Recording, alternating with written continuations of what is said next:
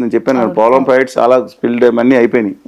ఎత్తకం rock fill dam ఒకటే, అది ఒక చిన్న అది పెద్ద కట్టడం కాదండి. అది అంటే రాతి మట్టి కట్టడం, ఆనకట్ట కట్టేస్తారు, ముందు స్పిల్ అయిపోయింది.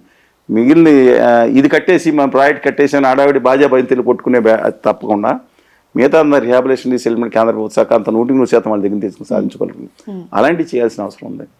అలాగే కోస్టల్ ఇండస్ట్రియల్ కారిడార్ పెట్టాలి, దాని మీద కాన్సన్ట్రేషన్ చేయాలి. మొత్తం 4 hubs ఎంతో మెయిన్ ఇచ్చారు, మిగతా 7 hubsకి ఎక్స్టెండ్ చేయమన్నారు. అలాగే రాయలసీమ ఉత్తరాంధ్రానికి నిధులు ఇవ్వాలి. ఇవన్నీ కూడా అమరావతి ఇవన్నీ కూడా చేసుకుంటే డెఫినెట్గా ఆర్థికంగా రాష్ట్రం డెవలప్ అవుతుంది. ఆర్థికంగా డెవలప్ అయినప్పుడు సంక్షేమ కార్యక్రమాలు చేయడం సాధ్యం అవుతుంది. హోదా విభజన హామీలు వస్తే కానీ కొన్ని లక్షల కోట్లు పరోక్షంగా ప్రత్యక్షంగా రాష్ట్రానికి లాభం జరుగుతుంది. రాహుల్ గాంధీ గారు ఇస్తా అన్నారు, కాంగ్రెస్ పార్టీ సంతకం ఈ పార్టీకి అయిపోయి ఉండేది, ఆంధ్రప్రదేశ్కి వచ్చేసేది. అందుకని రాదనేవాళ్ళు మరి పదే చెప్తాను, రాదనేవాళ్ళు ఇది ఒక ఇక ముగిసిన చాప్టర్ విభజన హామీలు అనేవాళ్ళు ఆంధ్రప్రదేశ్ ద్రోహులు, నయవంచికులు వాళ్ళు.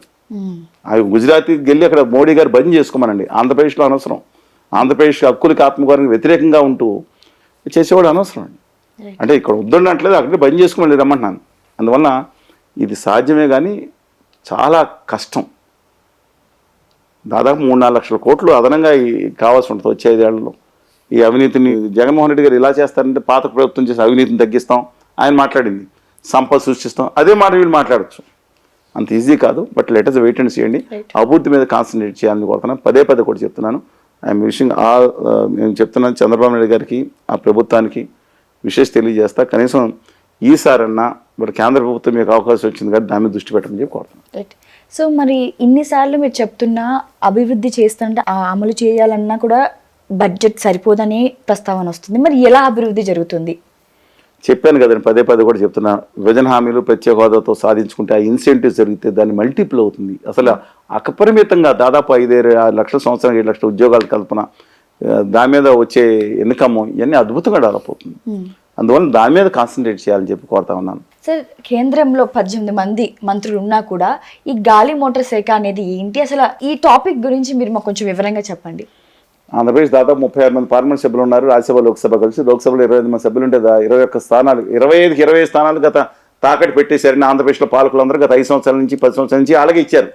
ఏ ప్రభుత్వం మోడీ గారు కాళ్ళ దగ్గరికి వెళ్ళి బంద్ చేయడం, ఆంధ్రప్రదేశ్ హక్కులు తాకట్టు పెట్టడమే ఎక్కువగా చేసిన బాధ్యత.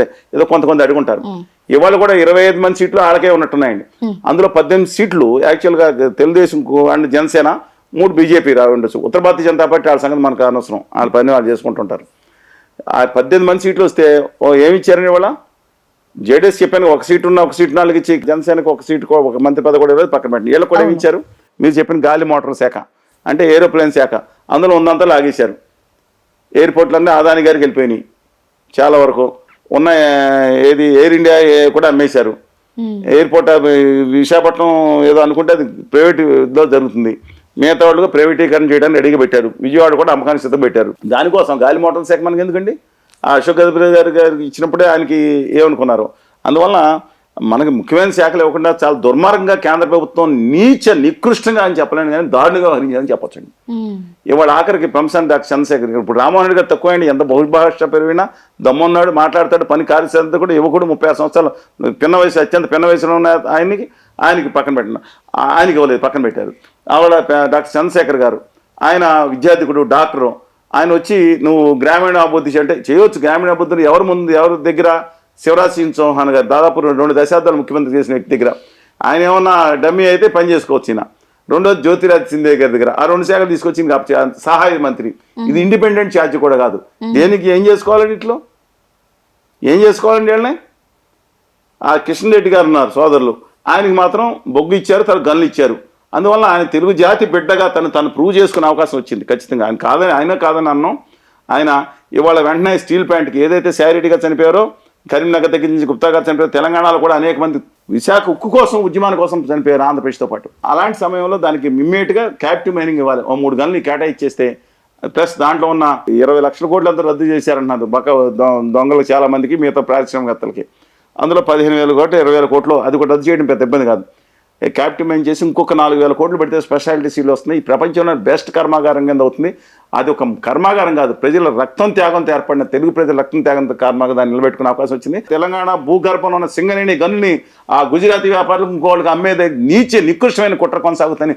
తెలంగాణ సమాజం అంతా మొత్తుకుంటుంటే ఇవాళ తిరిగి అదే గన్ను మంత్రి శాఖ మంత్రి అయ్యారు కాబట్టి ఒక్కడు కూడా బయటికి వెళ్లకుండా ఇంకా కొత్త గన్ను చేసుకుని అలాట్మెంట్ చేసి ఇక్కడ ఆల్రెడీ తెలంగాణలో పవర్ ప్రాజెక్టులు పెట్టారు, దానికి కోల్ లింకేజ్ చేసుకోవాల్సిన అద్భుతమైన అవకాశం వచ్చింది, గన్నులు కూడా డెవలప్ చేసుకోవాల్సిన అవసరం వచ్చింది.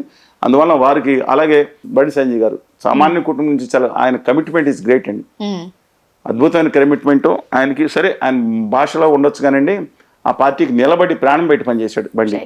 కానీ ఆయనకి ఇవాళ ఆయన లాయల్టీకి లాభం లభించింది. అమిత్ షా గారు చెప్పులు అక్కడ పెట్టి మళ్ళీ తీసుకొచ్చి పెట్టారు కాబట్టి ఆయన మంత్రివర్గంలో పెట్టుకున్నారు, హోంశాఖలో పెట్టుకున్నారు. సరే నేను తప్పను, అది కూడా ఆయన ఎంపీగా ఉండి చేయడం తప్పు అంటున్నా బహిరంగ. ఆ తండ్రి మీద అభిమానం ఉంటే తండ్రి చెప్పులు ఇంట్లో పెట్టుకోవచ్చు, ప్రతిసారి బయట మోడీ గారిలో ఫోటోలు తీసుకోవాల్సిన పని లేదండి ఇవాళ, అది తప్పు. కానీ ఇవాళ ఆయనకు హోంశాఖ ఇచ్చారు, ఖచ్చితంగా బలోపేతం చేయాల్సిన అవసరం ఉంది. వాళ్ళకి దేశ హోంశాఖ తెలంగాణ కాదు, వీళ్ళు మంత్రులు దేశ మంత్రులు. అలాగే లోకనాథం గారి వాళ్ళ వరదమ్మ గారి అబ్బాయి మురుగన్ గారు అని తమిళనాడు ఆయనకి కూడా కేంద్ర మంత్రి పదవి ఇచ్చారు. అలాగే ఇప్పుడు 6 మంత్రులు ఉన్నారు. అదే శ్రీనివాసవరం గారిని ఆంధ్రప్రదేశ్లో పరిశ్రమల శాఖ సహాయ మంత్రి ఇచ్చారు కింద. డెఫినెట్గా పరిశ్రమలు నిలబెట్టుకోవాల్సింది. ప్రత్యేక హోదా మీద, విభజన హామీ మీద ఇవాళ తను కృషి చేసి ఆంధ్రప్రదేశ్ ప్రజల రుణం తీర్చుకోవాలని కోరుతున్నాను. గుజరాతీ ప్రభువుల రుణం కాదండి, గుజరాతీ బదిలీ చేయడానికి అక్కడ చేసుకోవచ్చు. But I'm having let us have a positive opinion all this. ఎవరైతే ఉన్నారో 6 మినిస్టర్స్, ఆనరబుల్ మినిస్టర్స్ మీద మై హంబుల్ రిక్వెస్ట్ ఈజ్, మీకు అవకాశం వచ్చింది, చరిత్రలో గొప్పగా నిలిచిపోతారు, చరిత్ర ద్రోహులుగా నిలిచిపోతారు, చేసుకుంటారు. పవన్ కళ్యాణ్ గారికి ఎందుకని డిప్యూటీ సీఎం ఇవ్వలేదే? ఇచ్చారండి పవన్ కళ్యాణ్ గారు, డెఫినెట్ గా డిప్యూటీ సీఎం అని దేంట్లో ఉండదండి. దేంట్లో భారతదేశ రాజ్యాంగంలో డిప్యూటీ సీఎం పదవులు లేవండి. మనం దాన్ని పిలుచుకుంటాం, ఆ ప్రోటోకాల్ ఒక ఆర్డర్ ఇష్యూ చేస్తారు స్పెషల్ గా. వాళ్ళ దాంట్లో అధికారంగా ఫస్ట్ అమాంగ్ చీఫ్ మినిస్టర్స్ ఎవరంటే చీఫ్ మినిస్టర్, తర్వాత డిప్యూటీ ఆయనకి ఎయిర్పోర్ట్ లో స్క్రీనింగ్ తప్ప మిగతా స్పెషల్ పవర్స్ ఏమి లేవండి. అందువల్ల ఆయనకి ఇస్తారు, డెఫినెట్ గా ఇవ్వబోతున్నారు. ఆయన ఓపీ విల్ సక్సీడ్. కానీ సినిమాలో ఒకటే ప్రాబ్లం ఏంటంటే రామారావు గారు 2 సినిమాలు చేసినా ఈయన 6-7 సినిమాలు ఉన్నాయి, దాని మీద ఏం చేస్తారని నేను చూడాలి. బట్ ఆయన కొంచెం తగ్గించుకుని దీనికి జస్టిస్ చేస్తారు, ఎందుకంటే ప్రజలు ముఖ్యం. ఆయన అంటే ఆల్రెడీ కమిట్మెంట్ అయిన సినిమాలు సగం ఉన్నాయని పూర్తి చేయాల్సిన అవసరం ఉంది నేను బేసికల్గా. కానీ మిగతా సినిమాలన్నా రద్దు చేసుకుని ఆయన దీని మీద ఫుల్ కాన్సన్ట్రేషన్ పెట్టాలని కోరుకుంటున్నాను. పాజిటివ్ ఆంధ్రప్రదేశ్కి జరుగుతున్న అన్యాయాల మీద పోరాడాల్సిన అవసరం, పోరాడి పెట్టగలిగింది. వాజ్పేయి లడ్డులు కాదు, భయంకర నమ్మక ద్రోహం ఏమని చేసింది ఉత్తర భారతీయ జనతా పార్టీ ఆంధ్రప్రదేశ్కి.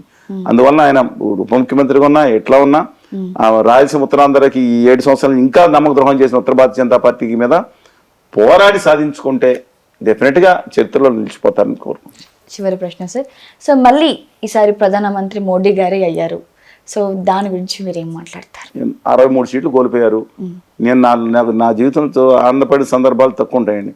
ఒకసారి ఆనందపడింది ఏంటంటే, ఫస్ట్ ఉదయం చూడగానే 4వ తారీఖున ఆదాని గారి మనిషి వారణాసిలో ఓడిపోయేటట్టుగా 3 సార్లు వెనకబడ్డారంట. ఒక్క నిమిషం మనసు ఆనందంతో పురుగులు బ్రహ్మాండంగా ఉందనుకున్నాం. మళ్ళీ ఆశల మీద నీళ్లు చల్లేశారు, ఆయన నెగ్గేశారు. నిజంగా కనుక ఆయన ఓడిపోతే ఉంటే ఆ నితిన్ గడ్కరీకి మళ్ళీ వెనక ఉత్తర భారత ఆదాని గారి మనిషి మీద కోపం నాకు, బీజేపీ మీద కాదు.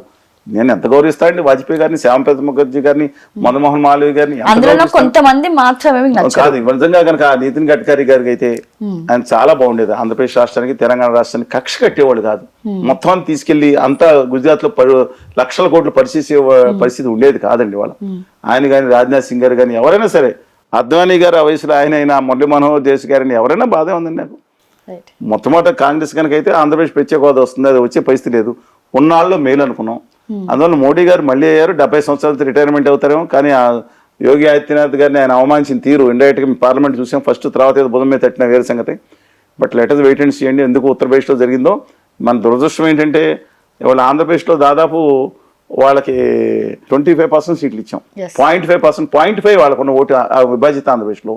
ఉమ్మడి ఆంధ్రప్రదేశ్ వాళ్ళు బ్లాక్ మెయిల్ చేశారా, బెదిరించారు, తెచ్చుకుని 25% సీట్లు తెచ్చుకున్నారు.